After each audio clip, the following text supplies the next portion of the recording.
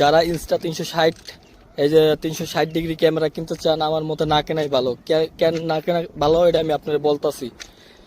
শর্টকাটে বইলা দিই যে আমি কি কি সমস্যা পাইছি। দেখেন এই যে দেখেন এই যে ক্যামেরার মধ্যে ওই লেন্সের মধ্যে দেখেন আপনি থুথু দিয়া তো এই থুতুর মতো একটু জমা রয়েছে বুঝছেন।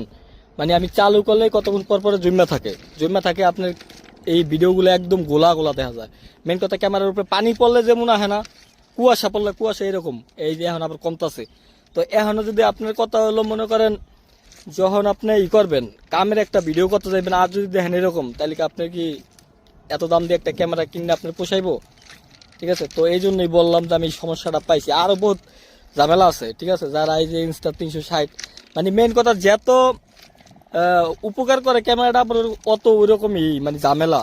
ক্যামেরা জানি মিলাই কয় যে যত সুবিধা তত অসুবিধা এরকম। তো এই ইনস্টা 360 ডিগ্রি ক্যামেরা এটা ঝামেলা ঠিক আছে। আরো বহুত ঝামেলা আছে। মেন কথা অটো চার্জ জায়গা আপনি লাগা রাখবেন, গরমে চার্জ অটোমেটিক যাইতেই থাকবো ঠিক আছে। তো এই পর্যন্তই, আরো কমুনের সামনে।